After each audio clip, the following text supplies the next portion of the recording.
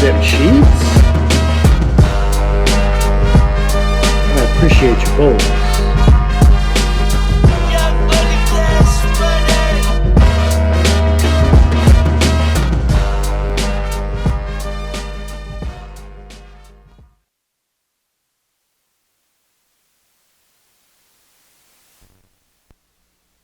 Okay, here we are.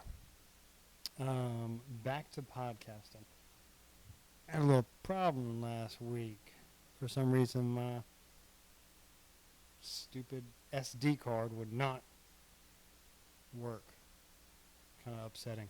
All right, so hopefully this is sounding okay. If it's not, I apologize. Okay, I think that's better. Hi, everybody.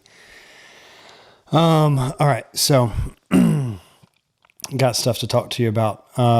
If you're not watching the AP videos on YouTube, you know, I'm posting them on Google Classroom. You need to be watching those things. So let's see if I can come up with a little 30-second sound bite so I can put on Instagram to get you to look at those things. Hey, College Board is posting practice FRQs this week. They've already done one, and then on the next day, they went over the answers. They're doing another today, and then they're going to go over the answers tomorrow. It is crucial that you watch these videos. If you're not watching these videos, you're going to go into the exam probably a little underprepared compared to the people who have watched these videos. Okay. Please take a look at it. I'm going to talk about them today on the podcast. So check out this video if you want. But take a look at it. Soak it in. All right. Especially the second question, the 15-minute question. The 15-minute question is about research. It's probably going to ask you for, you know, a descriptive method of research or an experimental method of research. And you have to go into it a little bit. So you're going to have to work on figuring that out. We'll talk about it today on the podcast. Watch those videos. All right. So let's go through these questions. Google Photos. Where you at? Okay, here we go. Sample question number 1. Jackie has been chosen for the lead role in the school play. She is both nervous and excited about this opportunity. Part 1 of the question. Explain how each of the following may help her performance in the play. And the key word is help. Term number 1, context-dependent memory. Term number 2, acetylcholine. Term number 3, kinesthetic sense. Term number 4, selective attention. And then term number 5, distributed practice. So that's the part 1 of sample question number 1 that they went over. And then part 2 is explain how each of the following may hinder her performance in the play. Proactive interference. That's term number 1. Term number 2 is the Yerkes-Dodson law of arousal. And term number 3 is external locus of control. So, it says general considerations. I'll read this to you really quickly. Answers should be presented in sentences cogent enough for the meaning of the responses to come through. Spelling and grammatical mistakes do not reduce the score of a response, but spelling must be close enough that the reader is convinced of the word. Definitions alone will not score, but may enhance the application. That's why you define, underline, and apply. Within a point, you will be penalized for misinformation unless you will not be penalized for misinformation unless it directly contradicts correct information that otherwise would have scored a point. So if you ramble and you say something wrong, it might not actually hurt you. A correct application with an incorrect definition is not considered a direct contradiction and should score the point. So let's say that you botch the definition. As long as you applied it correctly, you actually still score the point. Rubric examples provided for each point are not exhaustive, meaning that you can kind of go outside of that a little bit. Responses that simply parrot or repeat the terms from the question will not score. Duh. And a response can score a point only if it clearly conveys what part of the response is being answered.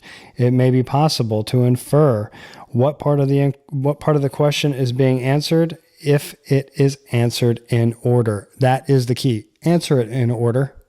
Just answer it in order. Okay, if you got to skip one, I get it, and then you might want to come back at the end, but try your hardest to answer it in order. All right, so sample question number 1, again, part A. All responses in points 1 through 5 must include a reference to the concept helping Jackie in either her practice for the play or her actual performance in the play. You have to mention Jackie every single bullet point and how it affects her, or helps her, okay? Helps her with these first 5 terms. So the first term was context-dependent memory. Responses must link Jackie's use of something external to her as a memory cue to a positive practice/performance-related outcome. Here's an example. Jackie knows that she should rehearse her role on the specific stage on which the play will take place to do her best in the performance. There was no definition given there of context-dependent memory. Context-dependent memory is when you are in the same environment that you learned the stuff in, right? So Jackie practiced on the stage, so her performance should be enhanced if she is still performing on the same stage, during the show. If you confuse that with state-dependent memory or mood-congruent memory, you're not going to score that point. It has to be specifically context, which means the environment. All right, acetylcholine. Responses must link acetylcholine's role in memory, learning, muscle movement, emotion, arousal, or calming to a positive practice performance-related outcome. Examples of scoring points. The neurotransmitter acetylcholine allows Jackie to remember when she needs to say lines during her play. That's easy. Another example of a point scored, Jackie can move easily from one position to another on the stage as a result of the neurotransmitter acetylcholine, meaning that, she can hit her marks on stage. Really simple. This first free response is simple. The next one is kinesthetic sense. Responses must link Jackie's sensation of the movement of her body or the position of her body parts to a positive practice/performance-related outcome. An example of a scored point. Jackie can dance and wave her arms in the air during the play without having to look for them due to her sense of kinesthesis. That's so easy. I mean, come on. It's going to help her dance better. Her kinesthetic sense is going to help her dance better because she knows her position, her body part position in space. It's so simple. Okay. Selective attention. This is like the first thing I ever showed you in psych class, by the way. The selective attention test with the people passing the basketball, and you had to count how many passes. There were 15. And then, but did you see the gorilla? And then the gorilla was in the middle at one point, but you were counting passes, so you might not have seen it. And then there's a person in the class that raised their hand and says, "No, I saw it the whole time." Yeah, sure you did. Okay. So selective attention. Responses must link Jackie's directing her focus and her filtering or ignoring other stimuli to a positive practice/performance-related outcome. Jackie ignores her upset stomach as the play starts so that she can focus on her lines. Let me count the words to that scored point, please. 1, 2, 3, 4, 5, 6, 7, 8, 9, 10, 11, 12, 13, 14, 15, 16, 17 words. Scores you a point right there. Remember, definitions alone will not score. The applications are important, but definitions could help you. You're not seeing definitions in these scored points because they're just giving examples of what exactly it takes to score these points. Distributed practice. So you might this might be a little weird for you. You might not have heard this before, but we talked about it a little bit. It's pretty much, whenever we go into talking about, how to study the best, right? You spread your study sessions over a long period of time. Got the Diet Coke out. So, distributed practice. Responses must link Jackie's practice and rehearsal for the play that was spaced out or spread out across multiple time periods for enhanced performance to a positive practice/performance related outcome. An example of a scored point. Jackie is successful at memorizing her lines because she takes advantage of the spacing effect and studies her lines a little bit each day. And then farther down, Jackie learns her lines because she spaces out her study and does not try to learn it by cramming before the show. I mean, that's simple. Okay, now we move to part B. Every single one of these answers has to say how it could possibly hurt Jackie's performance. Okay?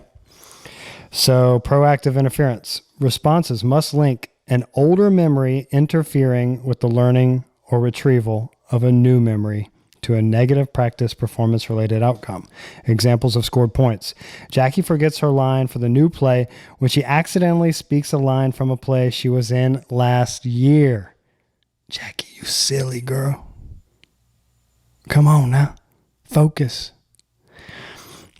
Jackie cannot remember the new monologue for this play because all she can think about is the monologue from a play she was in last year. That is proactive interference affecting Jackie negatively in the play. All right, the Yerkes-Dodson law of arousal. We talked about this in Motivation and Emotion. So responses must link Jackie's arousal level, excessively high or low, to a negative practice performance-related outcome. Jackie is extremely nervous as the play starts, and her increased physiological response hinders her performance, causing her to forget her lines. So she was too aroused, right? Again, whenever I say aroused, we're not talking about sexually, we're talking about bodily. She's in this state of fight or flight, a high level of it, and she can't perform because it's too much, it's too high. And the Yerkes-Dodson law says that we need a moderate to low level of arousal to perform at our optimal level. Okay? Jackie's boredom and low overall arousal hindered the quality of her rehearsal for the play because it made her unmotivated. That's just the opposite example. Her arousal was too low. When your arousal is too low, you're bored and you don't perform. So Yerkes-Dodson law of arousal. And then finally, the external locus of control. Responses must link Jackie's belief that outcomes are subject to an outside factor, luck, fate, destiny, other people, circumstances. And then make sure that you are saying that it negatively affected Jackie. So Jackie thinks her performance depends on how the rest of the cast does. So she does not rehearse enough because it's on them, not her. Jackie believes she is destined to fail, so she doesn't perform as well. She's always failed. It doesn't matter what she does, right? And so okay, well, it doesn't matter what I do. I'm always a failure, so I'm just going to fail. That's an external locus of control, not internal locus of control where she thinks she has control, right? This is an external thing. You attribute it to anything. It's the blamer. You are the blamer here. Jackie believes that if she does well, it is due to luck. So she does not try and performs poorly. An external locus of control, an outside factor that causes her to perform poorly. All right. Sample question number 2, research methods.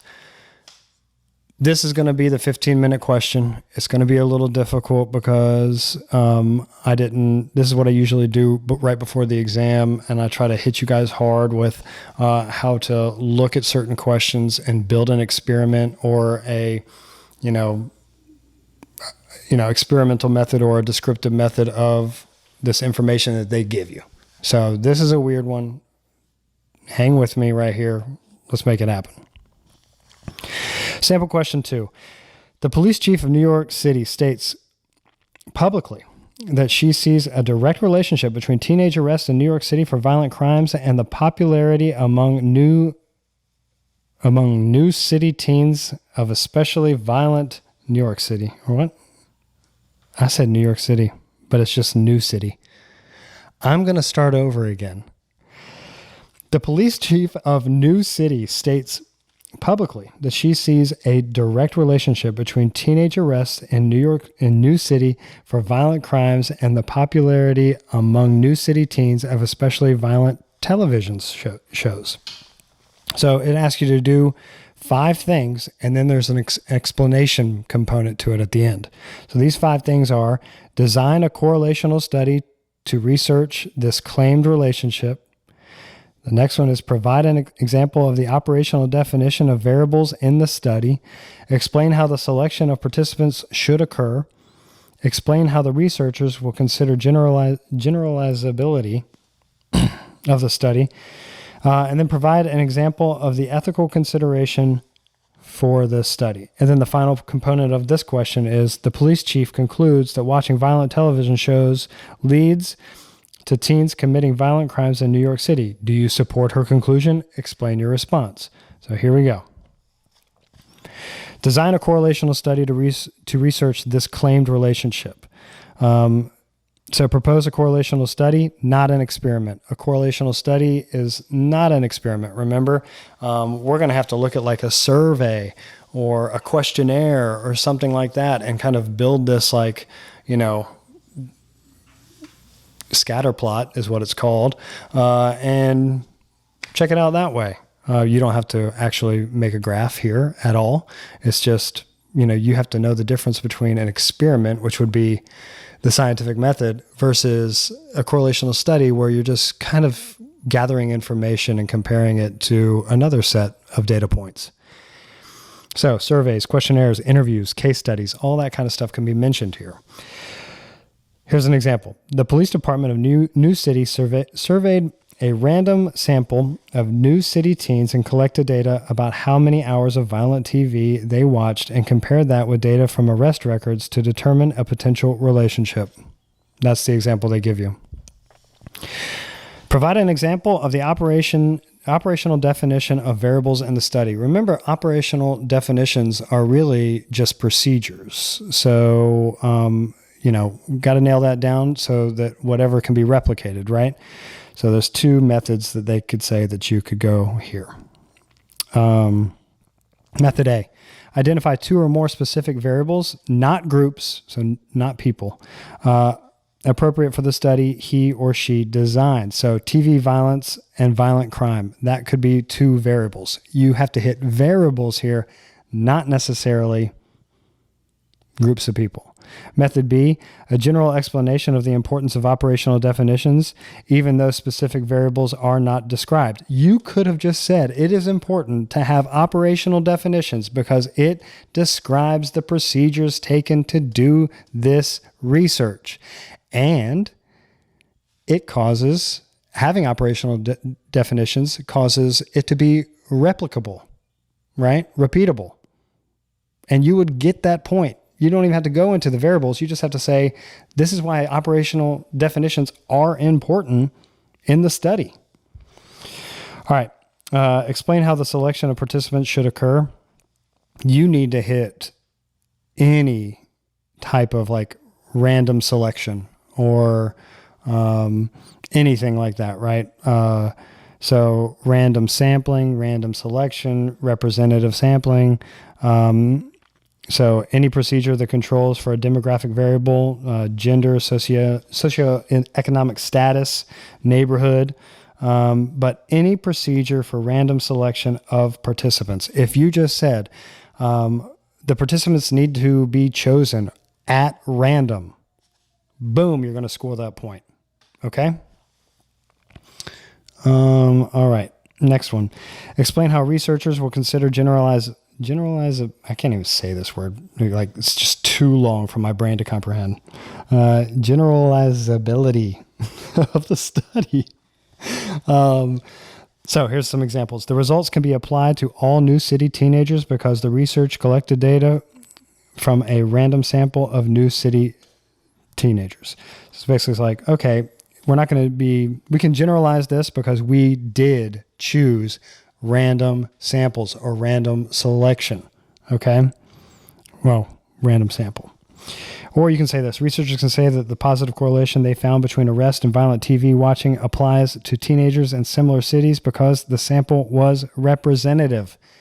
Again, you just mentioned that you did something to go against or not against, but the fact that you can generalize is because this study was unbiased, right? You randomized the sample of the participants. Provide an example of an ethical consideration for the study. This is in chapter 1, the very last part of chapter 1 in the notes. So provide an example of an ethical consideration for this study. Any aspect of informed consent. So because the study involved minors, researchers would need to obtain informed consent of the parents of the teens to be ethical. Ethically, researchers must provide participants with general information about the nature of the study before it begins. Voluntary participation and withdrawal. So they can leave the study at any time. You could say that. Confidentiality, debriefing, anything like that.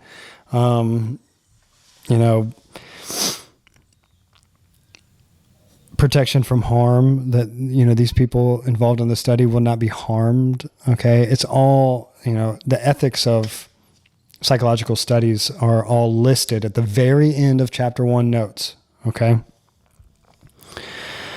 And then finally, do you support her conclusion? Explain your response. So credit can be earned for either supporting or not supporting the police chief's conclusion.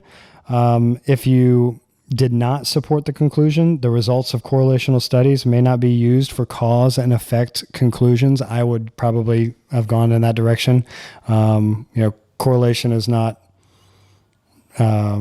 causation type of thing, right? And then the variables that are not controlled in the correlational study, family environment, peer relationships, could possibly account for different levels of violent crime. So, extraneous variables, things that you didn't think of that could affect this research. And if you do support the conclusion of the chief, so the chief's conclusion is supported by research indicating violent media can lead to aggressive behavior. It requires an indication of the research basis and the use of specific terminology.